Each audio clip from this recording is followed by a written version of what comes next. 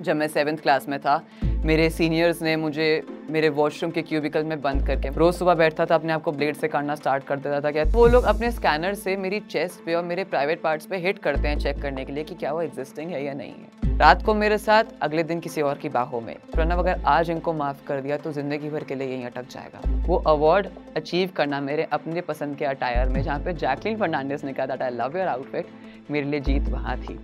मेरे लिए जीत वहाँ थी जहाँ घर घर क्या होता है? क्या घर चार दीवारी में होता है? या घर वो होता है जहाँ पे लोग आपको प्यार करते हैं? स्कूल, जिसे हम अपना दूसरा घर कहते हैं, जहाँ पे हम अपनी टीचर को हमारी दूसरी माँ कहते हैं, जो वो हमें सब सिखाती है जो हमें घर से सीखना चाहिए। बट क्या उस 12 साल के प्रणव के लिए वो घर था? वो स्कूल जिसे हम शिक्षा का मंदिर कहते हैं, क्या वो एक्चुअली में मंदिर था जहाँ पे उसके साथ वो सब बुरी चीज़ें हुई जिसकी उसको कुछ समझ नहीं थी? जब अपने आप को शीशे में देखता था तो बोलता था कि ये कौन है जो इतना गंदा दिखता है, जिसके मुंह पे दाढ़ी मूंछ आ रही है, पतला सा है, एकदम लड़का सा लग रहा है। आज जब अपने आप को शीशे में देखता हूँ तो मुंह से सिर्फ एक ही स्टेटमेंट निकलती है कि कौन है ये जिसने दोबारा मुड़ के मुझे नहीं देखा। इस स्टेटमेंट को चेंज करने में शायद ही मुझे 7 सेकंड लगे होंगे यहाँ पे, बट मेरी जिंदगी को 7 साल लग गए, क्योंकि उस शिक्षा के मंदिर ने मुझे इतना खुद सिखाया जो मुझे नहीं सीखना चाहिए था। मेरा नाम प्रणव ग्रोवर है। मैं एक मॉडल, एक कंटेंट क्रिएटर, एक animal rights activist, but at last एक ह्यूमन बीइंग हूँ। मैं एक ब्रोकन हाउस होल्ड से बिलोंग करता हूँ, एक ऐसे घर में जहाँ पे 6 लोग रहते हैं बट एक दूसरे से बात नहीं करते हैं। क्यों नहीं बात करते हैं? क्योंकि हमारे घर में कम्युनिकेट करना क्या होता है वो किसी को समझ ही नहीं आया, ना उस चीज़ को कभी किसी ने इम्पोर्टेंस दी। मैं बचपन से ही अपने घर में डोमेस्टिक वायलेंस देखता है अपने पेरेंट्स के बीच में, क्योंकि उनकी कभी बनती नहीं थी एंड हमेशा मुझे बीच में स्टेप इन करना पड़ता था। यू नो व्हाट, आज मैं रियलाइज़ करता हूँ कि वो हर एक इंसान के लिए, हर एक बच्चे के लिए सबसे बड़ी प्रिविलेज क्या होती है कि वो सिर्फ अपने बचपन में पढ़ाई पे ध्यान दे और अपने बचपन को अच्छे से एंजॉय करे। बट मेरे लिए वो प्रिविलेज नहीं थी, क्योंकि मेरे से मेरा बचपन छीन लिया गया था। मेरा चाइल्डहुड मैं बहुत ज़्यादा मैच्योर हो गया था, क्योंकि मेरी मैच्योरिटी मेरे से दूर चली गई थी, क्योंकि मुझे अपने पेरेंट्स के बीच में आना पड़ा था। एक 12 साल के बच्चे के लिए घर परिवार क्या होता है, स्कूल क्या होता है, जहाँ पे बच्चे उससे दूर बैठते हैं, उसे छक्का, मीठा, हिजड़ा बोल के, हलवा बोल के छेड़ते हैं, उसे क्या समझ आएगा? ऐसे मत बैठो, ऐसे बैठोगे तो मर्द नहीं लगोगे, ऐसे बैठोगे तो लड़कियां तुमसे बात नहीं करेंगी।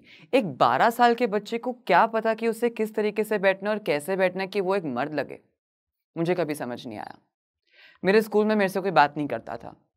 मैं अपने स्कूल में वो बच्चा था जो सिर्फ लड़कियों से बात करता था, क्योंकि लड़कियों में वो अपने आप को कहीं न कहीं देख पाता था, कि उसको समझ आता था कि शायद लड़के उसे नहीं समझेंगे, शायद एक लड़की समझेगी। स्पोर्ट्स पीरियड में मेरे साथ कोई बैठता नहीं था, लंच पीरियड में मेरे साथ कोई खाना नहीं खाता था, इसलिए मैं हमेशा बिना खाने के घर आता था। और मैं अपने स्कूल में हर को-करिकुलर एक्टिविटीज़ में पार्ट लेता था, क्योंकि मेरे को लगता था कि मैं पढ़ाई में चाहे एक एवरेज स्टूडेंट हूँ, चाहे वहाँ पे मेरे से कोई बात नहीं कर रहा, बट यहाँ पे अपना टैलेंट दिखा के शायद मैं अपने आप को कहीं न कहीं प्रूव कर सकता हूँ। बट वहाँ पे भी मुझे बोल दिया गया कि मैं एक नाचने वाला लड़का हूँ, और मुझे वो टैग दे दिया गया कि तू नाचता है। जब प्यूबर्टी हिट हुई, आवाज़ भारी होनी अपने आप स्टार्ट हो गई, तो मैंने अपनी सिंगिंग छोड़ दी, क्योंकि मुझे लग रहा था ये काफ़ी मर्दों वाली आवाज़ आ रही है यार, ये अच्छा नहीं लग रहा। क्योंकि जब मैं गाना गा रहा हूँ तो बहुत ही अजीब सा साउंड कर रहा है, ये क्या निकल रहा है? कुछ समझ नहीं आया। जब मैं 7th क्लास में था, मेरे सीनियर्स ने मुझे मेरे वॉशरूम के क्यूबिकल में बंद करके मुझे मोलेस्ट किया, मुझे अब्यूज़ किया, क्योंकि उनको लगा कि ये तो बच्चा सा वीक सा है, ये क्या ही कर पाएगा। मैं अपनी स्कूल के अथॉरिटीज़ के पास गया और मैंने उनको इस चीज़ के बारे में बताया, तो उन्होंने बोला कि पहले अपने आप को चेंज करो। बट मेरे पापा ने और मेरी मम्मा ने मेरे स्कूल में जाके एक्शन लिया और उन बच्चों को सस्पेंड कराने का पूरा ट्राई किया, बट वो नहीं हो पाए, क्योंकि स्कूल अथॉरिटीज़ जो इतनी वीक थी। कहने को दिल्ली के जाने-माने स्कूल्स में पढ़े हुए बच्चे हैं हम लोग, बट ये जाने जाते हैं अपनी पढ़ाई के लिए नहीं, वहाँ पे जो केसेस होते हैं उनके लिए, हम जैसे बच्चों के लिए, जो जितना भी उनको समझाएं कि ऐसा होना चाहिए, वैसा होना चाहिए, वो समझ नहीं पाते हैं, क्योंकि एट द एंड हम लोग उनके सामने बस एक छोटी सी आवाज़ है। मुझे लगता था कि शायद मेरे में ही कोई कमी है, शायद मैं ही अलग हूँ लोगों से, बट हाँ, मैं हूँ अलग से, क्योंकि भगवान ने हर इंसान को सेम नहीं बनाया। कुछ समझ नहीं आया कि ज़िंदगी क्या चल रही है, जेंडर डिस्फोरिया हिट कर रहा है। उस टाइम तो पता भी नहीं था कि सेक्स होता क्या है। हमारे स्कूल में, हमारे घर में कहीं भी सेक्स एजुकेशन हमें नहीं दी गई। और सेक्स एजुकेशन का मतलब सिर्फ यही नहीं होता कि एक लड़का एक लड़की के साथ कैसे करेगा। सेक्स एजुकेशन एक बहुत ही वास्ट सब्जेक्ट है जहाँ पे हर आइडेंटिटी, हर जेंडर ओरिएंटेशन के बारे में हमें सिखाया जाना चाहिए, जो हमें नहीं सिखाया गया। 2018 में जब 377 डिक्रिमिनलाइज हुआ, मुझे पता ही नहीं था 377 है क्या। मुझे बस मेरे इकोनॉमिक्स के टीचर ने बोला कि अब तो तुम लीगल हो गए हो। मुझे कुछ समझ नहीं आया। मैं घर गया, मैंने गूगल पे सर्च किया कि क्या लीगल हुआ है रिसेंट में, चेक करते हैं। तो समझ आया कि होमोसेक्सुअलिटी डिक्रिमिनलाइज हो गई है। होमोसेक्सुअलिटी क्या होती है पता ही नहीं था, क्योंकि स्कूल में कभी ये टर्म समझा ही नहीं। बस हिजड़ा और गे पता था, क्योंकि इन्हीं नामों से मुझे बुलाया जाता था। ये भी नहीं पता था कि गे और ट्रांसजेंडर में क्या डिफरेंस है, और ये डिफरेंस मुझे आई गेस 12th क्लास तक समझ नहीं आया। बस इतना पता था कि मेरा अट्रैक्शन लड़कों की तरफ भी है, लड़कियों की तरफ भी है। मेरी गर्लफ्रेंड्स भी बनी, and this is something that I am not very proud of. तो पैंडेमिक मेरे लिए बहुत सारी नई चीज़ें भी लेके आया, बहुत सारी पुरानी चीज़ें भी लेके चला गया। उस घर में जहाँ पे मेरे से कोई बात नहीं करता था मेरी मम्मी के अलावा, वहाँ पे जहाँ पे सब लोग मुझे डिस्क्रिमिनेट किया करते थे, अब मेरे को 4 दीवारी में बंद होके बस उन्हीं की शक्लें देखनी है। उन लोगों की शक्ल जो मैं देख नहीं पाता था, जो मुझे हर दिन टॉर्चर हुआ करते थे। उसी बीच गलत इंसान से प्यार कर लिया। जब मैं डॉक्टर के पास गया, जब मुझे एक्चुअली में लगा कि मेरी मेंटल हेल्थ बहुत ख़राब हो रही है, तो मैं depression stage 4, generalise anxiety disorder, anxiety attacks और पैनिक अटैक से डायग्नोज हुआ। आज भी मुझे एंग्जाइटी अटैक्स आते हैं, और वो इतने पेनफुल होते हैं कि मेरे स्टमक में क्रैम्प्स पड़ते हैं, नॉट्स बननी स्टार्ट हो जाती है, मेरे हाथ शिवर करने स्टार्ट हो जाते हैं, मेरी बॉडी कांपनी स्टार्ट हो जाती है, मेरे एकदम से पसीना आना स्टार्ट हो जाता है, जो लोगों के लिए बहुत नॉर्मल है। बट आप कभी फील करके देखिए। आई होप कि आप कभी वो फील ना करें, बट आपको समझ आएगा कि वो दर्द क्या होता है। जब आप जिससे प्यार करें, वो आपसे वापस प्यार नहीं करता, और वो आप ही की बॉडी के लिए आपको इनसिक्योर करता है। मैं अपने आप को हार्म करना शुरू कर चुका था, मेरी पूरी बॉडी पे कट्स आने स्टार्ट हो गए थे। रोज़ सुबह बैठता था, अपने आप को ब्लेड से काटना स्टार्ट कर देता था, क्या 3rd फ्लोर से कूदना का सोचता था कि ये मेरे से प्यार क्यों नहीं कर रहे हैं, या ये मुझे प्यार क्यों नहीं कर रहे हैं। तो मेरे पापा ने मुझे कहा था कि क्या मिलेगा तुझे ये करके, ऐसे कपड़े पहन के तुझे लगता है कि लड़का तुझसे प्यार करेगा। तो मैंने अपने पापा को जवाब किया कि मैं ये इसलिए नहीं करता कि कोई लड़का मेरे से प्यार करे, मैं ये इसलिए कर रहा हूँ ताकि मैं खुद से प्यार करूँ, क्योंकि एट द एंड मैंने अपने साथ ही रहना है, किसी और के साथ नहीं रहना। इसी बीच मैंने अपना घर छोड़ दिया, क्योंकि मैं अपने घर में और नहीं रह पा रहा था। मैंने एक रैंडम रात को 11:30 बजे आखिरी मेट्रो ली और मैं अपनी आंटी के यहाँ चला गया। कुछ नहीं पता कि आगे क्या करना है, कैसे सर्वाइव करना है, कुछ नहीं है पॉकेट में, सिर्फ एक बैग है, कोई कपड़े नहीं है। 2 दिन बाद आके कपड़े लिए, तो मैंने अपने पापा को मेरे पैरों में गिर के मुझे रोकते हुए देखा। उस टाइम रियलाइज़ हुआ कि प्रणव, अगर आज इनको माफ़ कर दिया तो ज़िंदगी भर के लिए यहीं अटक जाएगा। मैं दलदल से बाहर निकल के वापस दलदल में कूदना नहीं चाहता था, इसलिए मैं वहाँ से बाहर निकल गया। आप समझिए उस बच्चे की कश्मकश, जहाँ पे 15 साल का बच्चा घर में भी परेशान हो रहा है, स्कूल में भी परेशान हो रहा है, गली में बच्चे उसके साथ नहीं खेलते हैं, पेरेंट्स उसको समझ नहीं पा रहे हैं, टीचर्स उसको समझ नहीं पा रहे हैं, पढ़ाई में वो ठीक से आ नहीं पा रहा है, डांस वो कर नहीं पा रहा है, वो चीज़ें वो नहीं कर पा रहा है जिससे वो खुश हो, तो वो एट द एंड क्या करे। तभी मैंने अपना सोलेस एनिमल्स में ढूंढा। जब मुझे लोग फ़ोन करते थे कि यहाँ पे एक डॉग है इंजर्ड, आप आके प्लीज़ हेल्प करिए, पैंडेमिक में मैंने अपने बाल ग्रो करने स्टार्ट किए, क्योंकि सैलून तो था नहीं, तो इंसान बाल कहाँ से कटवाए। तो जब मैं वहाँ जाता था तो वो बोलते थे कि अरे आप तो हिजड़े हैं, आप कैसे इसको बचाएंगे। पर जब उस बेजुबान जानवर की जान बचाई, जब उनको समझ आया कि ये जान बचाने के काबिल है, तब उनको समझ आया कि नहीं, इसकी इज्जत करना जायज़ है। तो वो इज्जत कमाने में ना काफ़ी साल लग गए, क्योंकि ये जो पहनावा है ना मेरा, ये मुझे डिफ़ाइन नहीं करता। मेरे एक्शंस, मेरी अचीवमेंट्स मुझे डिफ़ाइन करते हैं। क्योंकि ये प्रणव ग्रोवर जो आज आपके सामने खड़ा है, कभी ये भी डर के अपनी मम्मी के पीछे रहता था जब उसे मार पड़ती थी, और जब अपनी मम्मी को मार खाते हुए देखता था। मैं लड़कों से प्यार करता हूँ, बट मैं फिर भी एक लड़का हूँ। मेरे कपड़े मेरे बारे में क्या बोल रहे हैं उससे कोई मतलब नहीं है। एक कपड़े का टुकड़ा मेरा जेंडर आइडेंटिफाई नहीं कर सकता, मैं कर सकता हूँ, क्योंकि मुझे पता है मैं बहुत बहुत ज़्यादा सिक्योर्ड हूँ अपनी मैस्कुलिनिटी में। Being a man is different, being a masculine man is different. You can also be a feminine man. जब एक लड़की एक कोट पैंट पहन के बाहर आती है, तो उसे तो बोल दिया जाता है कि ये बहुत ही बोल्ड इंडिपेंडेंट वुमन लग रही है। बट अगर एक लड़का एक लड़की के आउटफिट में आता है, तो बोल दिया जाता है कि तू तो छक्का लग रहा है, तू हिजड़ा लग रहा है, या तू ट्रांस वुमन लग रहा है। यहाँ पे भी बहुत डिस्क्रिमिनेशन होता है। हम लोग कुछ भी पहने, वो हमें डिफ़ाइन नहीं करता, हमारे एक्शंस को डिफ़ाइन करता है। आज के टाइम पे जब मैं बाहर जाता हूँ, तो मेरे को मेट्रो स्टेशंस पे रोक दिया जाता है, बोलते हैं कि आप विमेन स्कैनर से आइए। मुझे वहाँ लड़ना पड़ता है कि नहीं भाई मैं लड़का हूँ, तुम देखो मैं लड़के की तरह बात कर रहा हूँ, मेरी आवाज़ भी वैसी है। तो वो लोग अपने स्कैनर से मेरी चेस्ट पे और मेरे प्राइवेट पार्ट्स पे हिट करते हैं चेक करने के लिए कि क्या वो एग्जिस्टिंग है या नहीं है। इस चीज़ को सिक्योरिटी चेक पॉइंट पे सेफ्टी के लिए चेक करना नहीं, अब्यूज़ और मोलेस्टेशन कहा जाता है, जो उनको समझ नहीं आया, जो उनको कभी समझ आएगा भी नहीं। क्योंकि हमारे देश में ना बीइंग गे को तो मेंटल इलनेस बोल दिया, बट एक्चुअली में जब कोई मेंटल इलनेस से जूझ रहा होगा ना तो उसको बोल देंगे कि तू पागल है। तो वो अवेयरनेस आपके एजुकेशन से नहीं आएगी, वो अवेयरनेस आएगी जब आप लोगों से मिलें, उनसे पोलाइटली बात करें, उनसे डिसेंसी से बात करें।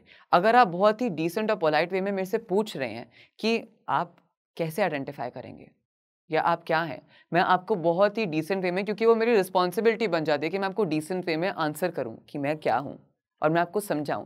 बट अगर आप मेरे को बीच सड़क पे खड़े होकर ऑब्जेक्टिफाई करेंगे कि तू तो छक्का है, तू हिजड़ा है या तू मामू है, तो मैं कई बार उसको इग्नोर करके आगे बढ़ जाऊंगा। बट मैं कई बार आपको आप ही की भाषा में जवाब दूंगा ताकि आपको समझ आए। मैं वही लोग अट्रैक्ट करता हूँ जो सिर्फ अपनी सेक्सुअल डिजायर्स के लिए मुझे देखते हैं, या सिर्फ मेरे पहनावे के लिए, या सिर्फ मेरे साथ एक रात बिताने के लिए ही मुझे टेक्स्ट करते हैं।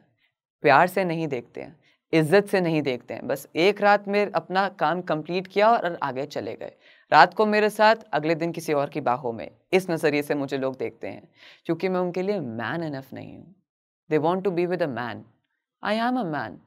वाई डू यू वॉन्ट कि मेरे कपड़े आपको उस चीज़ के लिए डिफाइन करें। मैं आज 20 साल का हूँ, तो मैंने अपने आप को एक्सेप्ट कर लिया। मुझे किसी से फ़र्क नहीं पड़ता कि कोई मेरे बारे में क्या सोचता है, मेरे घर वाले मेरे बारे में क्या सोचते हैं, या मेरे कॉलेज में या मेरे वर्क प्लेस में कोई मेरे बारे में क्या सोचता है।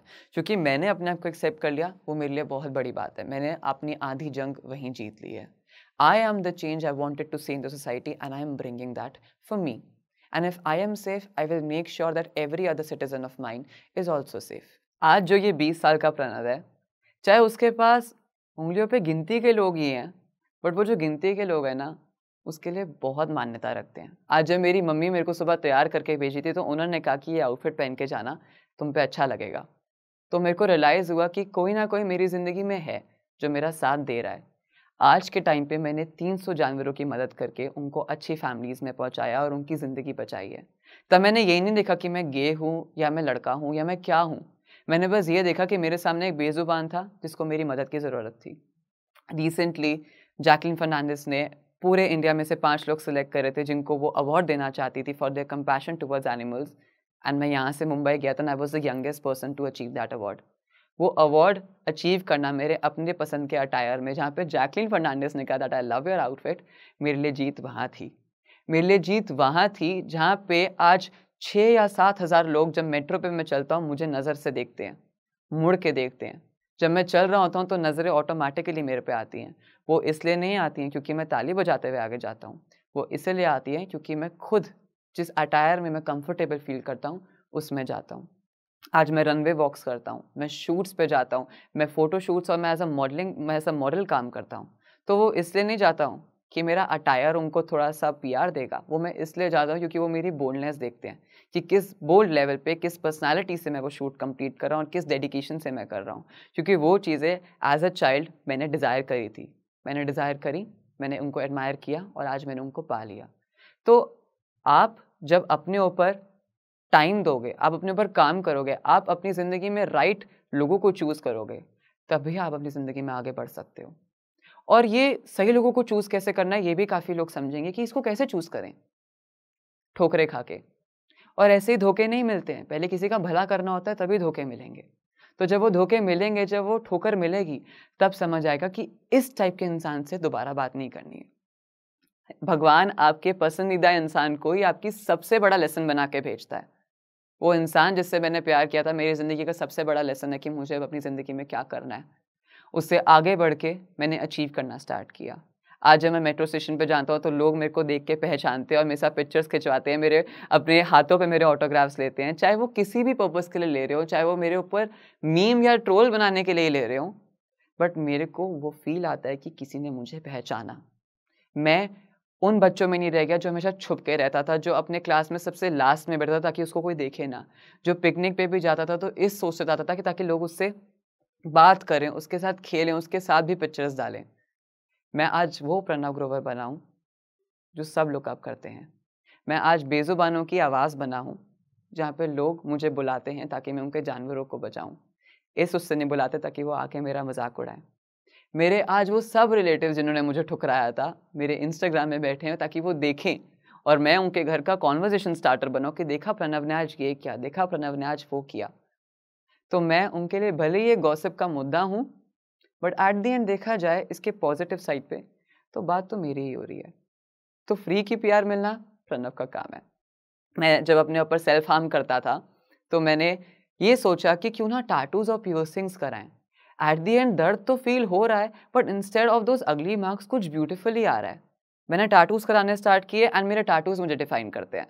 मेरे बेली पे एक टैटू है जो कहता है तबाही, क्योंकि मेरे पापा ने बचपन में कहा था कि तू जिसकी ज़िंदगी में जाता है वहाँ तबाही मच जाती है।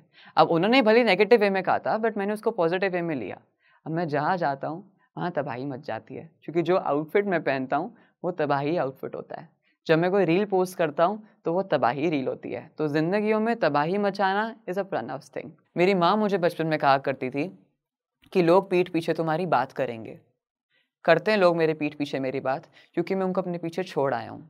मैं अपनी ज़िंदगी में आगे बढ़ रहा हूँ जो मुझे फेम, इज्जत, प्यार, केयर हर उस व्यक्ति से दे रही है जिसमें वो प्रणव बसता है। आज हर एक बच्चा मेरे को मेरे इंस्टाग्राम पे मैसेज करता है, मेरे को दीदी बोलता है, भैया बोलता है कि आप मेरे इंस्पिरेशन हो, आपके लाइव या आपकी रील की वजह से हम सुसाइड करने से बच गए। तो वो खुशी मिलती है कि शायद मैं अपने आप को कभी नहीं बचा पाया उस सिचुएशन से, बट मैंने किसी और को बचाया। वो बच्चे जब मुझे लुकअप करते तो मुझे लगता है कि प्रणव इतनी जल्दी गिव अप नहीं करना, इतना सेल्फ हार्म नहीं करना। आज मैं जो कुछ भी हूँ अपने बलबूते पे हूँ, क्योंकि मैंने किसी से कुछ मांगा नहीं है, सब कुछ अर्न किया है, सब कुछ अपने हक के लिए लड़ाई करी है, ठोकरें भी खाई हैं, दिक्कतें भी फेस करी हैं, बट एट द एंड मैं वो प्रणव ग्रोवर हूँ जो हर इंसान लुकअप करना चाहता है।